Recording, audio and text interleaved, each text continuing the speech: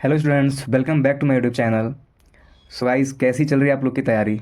I hope आप लोग अच्छे से तैयारी कर रहे हो। एग्ज़ाम्स बहुत ज़्यादा नज़दीक है। तो आज पिछली वीडियो में मैंने आपको बताया था कि आप लोग कैसे इन बचे हुए 6 से 7 दिनों में अपनी फिजिक्स की अच्छे से तैयारी कर सकते हो। प्रॉपर पूरी तरीके से तैयारी कर सकते हो, सिलेबस कवर कर सकते हो।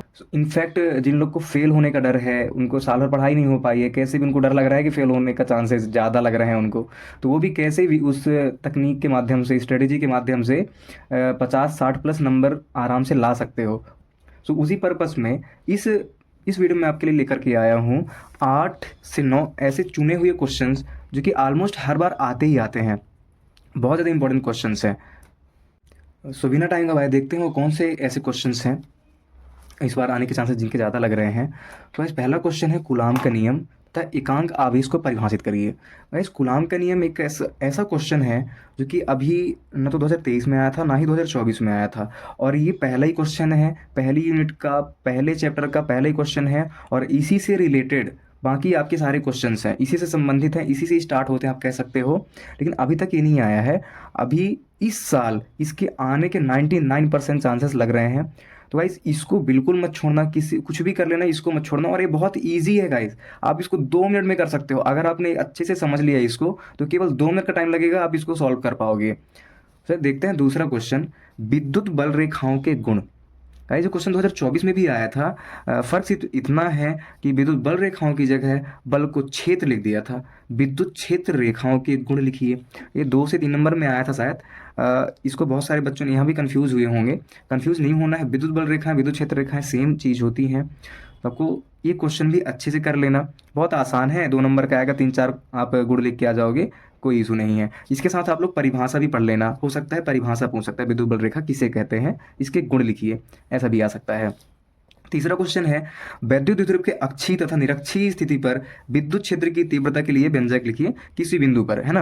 मतलब विद्युत द्विध्रुव के अक्षीय स्थिति पर पूछेगा या फिर निरक्षीय स्थिति पूछेगा, ये दोनों मैंने कंबाइन किया है। पर आपको एक साथ कभी नहीं पूछेगा, या तो अक्षीय स्थिति पर पूछ देगा या फिर निरक्षीय पर पूछेगा। कैसे क्वेश्चन आएगा? हो सकता है वैद्युत द्विध्रुव के अक्षीय स्थिति पर किसी बिंदु पर विद्युत क्षेत्र की तीव्रता के लिए व्यंजक स्थापित करिए। यह हो सकता है वैद्युत द्विध्रुव के निरक्षीय स्थिति पर किसी बिंदु पर विद्युत क्षेत्र की तीव्रता के लिए व्यंजक स्थापित करिए। ऐसे करके आपसे क्वेश्चन पूछा जाएगा ये। सो गाइज, इसको भी आप लोग तैयार कर लेना, इस बार आने के चांसेस इसके ज़्यादा लग रहे हैं। देखते हैं चौथा क्वेश्चन, गॉस प्रमेय का कथन लिखिए तथा इसे सिद्ध करिए। गाइस, मैंने आपको एक क्वेश्चन बताया है कूलाम का नियम। दूसरा क्वेश्चन आप ये नोट कर लो अच्छे से कि गॉस का प्रमेय, गॉस के प्रमेय का कथन लिखने का आ सकता है या उसे सिद्ध करने का भी आ सकता है। दोनों चीज़ें एक साथ भी आ सकती हैं। बस कूलाम का नियम और गॉस का प्रमेय बहुत अच्छे से कर लेना गाइस। इस बार इनके आने के चांसेस बहुत ज़्यादा लग रहे हैं। सो इनको अच्छे से ज़रूर पढ़ लेना। बहुत ईजी है। एक मतलब 2 से 3 मिनट ही लगेगा इसको, अगर आप लोगों ने एक बार समझ लिया ना अच्छे से, उसके बाद आप 2 से 3 मिनट में सॉल्व करके आओगे एग्जाम में। बहुत ईजी भी है और इम्पॉर्टेंट भी है, तो छोड़ना तो है ही नहीं इसको। फिर उसके बाद है, संधारित्र की स्थितिज ऊर्जा से आप क्या आशा है?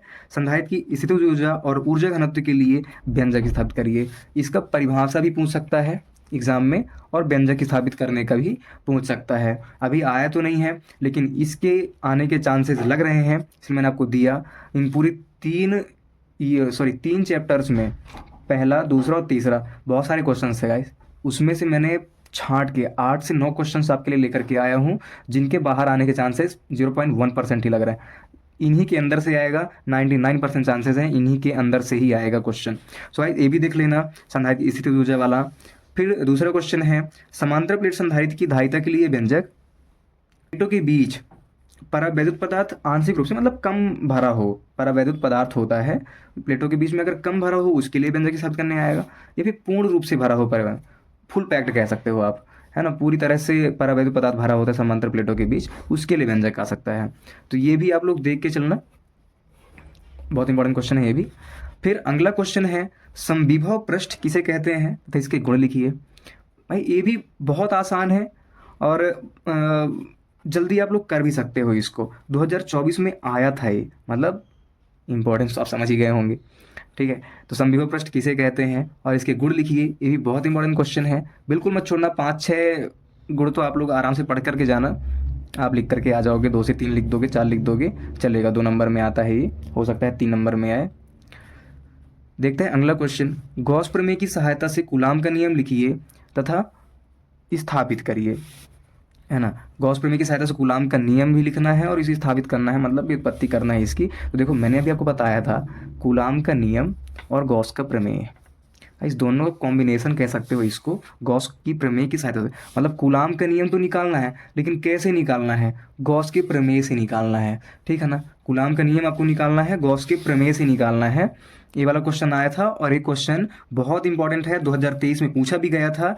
और लेकिन पूछा कैसे गया था, कूलाम का नियम निकालने का नहीं आया था, स्थिर विद्युत व्युत्क्रम वर्ग का आया था। अब आप लोग तो इसी में कंफ्यूज हो गए, बहुत सारे स्टूडेंट्स कंफ्यूज हो गए होंगे कि यार स्थिर विद्युत व्युत्क्रम वर्ग कहाँ से आ गया, हमने तो साल भर कूलाम का नियम पढ़ा है, ये तो आउट ऑफ सिलेबस क्वेश्चन आ गया है, बहुत टफ था पेपर। ऐसा नहीं गाइस, टफ नहीं होता है पेपर, बस हम लोग उसको समझ ही नहीं पाते हैं, ठीक है ना। तो कूलाम का नियम, स्थिर विद्युत वर्ग एक ही चीज़ है, छोड़कर बिल्कुल मत आना। कूलाम पूछे तब भी यही करना है, स्थिर विद्युत व्युत्क्रम वर्ग पूछे तब भी यही करना है। बहुत इंपॉर्टेंट क्वेश्चन है, छोड़ना नहीं है। अगर आप लोग इन दोनों को कर लेते हो, अच्छे से कर लेते हो, ये बहुत आसानी से हो जाएगा। तो आपको एक साथ 3 क्वेश्चन हो रहे हैं, कूलाम का नियम, गॉस प्रमेय का नियम और गॉस प्रमेय की सहायता से कूलाम का नियम, ये तीनों एक साथ हो जाएंगे, तो आप लोग कर पाओगे आसानी से और आ ही जाएगा आपको 100%। इस यूनिट से आपको मार्क्स मिलने वाले हैं। अब देखते हैं अगला क्वेश्चन। किसी चालक की धारिता के लिए किसी चालक की धारिता और उसको प्रभावित करने वाले कारक कौन कौन से होते हैं, मतलब किसी चालक की धारिता क्या होती है, डेफिनेशन क्या होती है, और उसको प्रभावित करने वाले कारक कौन कौन से होते हैं, ये पूछ सकता है आप लोगों से। 2023 में आया भी था ये, तो बहुत महत्वपूर्ण है, इस बार आने के चांसेस बहुत ज़्यादा लग रहे हैं। सो गाइस, मैंने आप लोग को बताया है इस वीडियो में 9 क्वेश्चंस बताए हैं जो जिनके आने के चांसेस बहुत ज़्यादा लग रहे हैं 2025 के फिजिक्स के एग्ज़ाम में। तो आप लोग इन 9 क्वेश्चंस को ज़रूर कर लेना। इस यूनिट से कोई क्वेश्चन पढ़ो अदरवाइज ना पढ़ो, लेकिन इन क्वेश्चंस को छोड़ने की गलती बिल्कुल भी ना करना, क्योंकि ये बहुत ज़्यादा इंपॉर्टेंट टॉपिक हैं, आते हैं परीक्षा में और आने के चांसेस बहुत ज़्यादा लग रहे हैं। मैंने आपको बता ही दिया है इन 9 क्वेश्चंस में से भी सबसे ज़्यादा हाईलाइटेड क्वेश्चंस कौन से हैं, वो भी मैंने आपको बताया है। सो आप लोग तैयारी करो, इन्हीं क्वेश्चन सबसे पहले इन्हीं को पढ़ो, बाद में दूसरी चीज़ें आप लोग पढ़ना। आप लोग को अगर वीडियो अच्छी लगी हो तो आप लोग लाइक कर देना और अपने दोस्तों के साथ शेयर कर देना जिनको इस वीडियो को सबसे ज़्यादा ज़रूरत है इंपॉर्टेंट क्वेश्चंस की। सो गाइस, मिलते हैं नेक्स्ट वीडियो में, तब तक के लिए धन्यवाद, तैयारी करते रहना।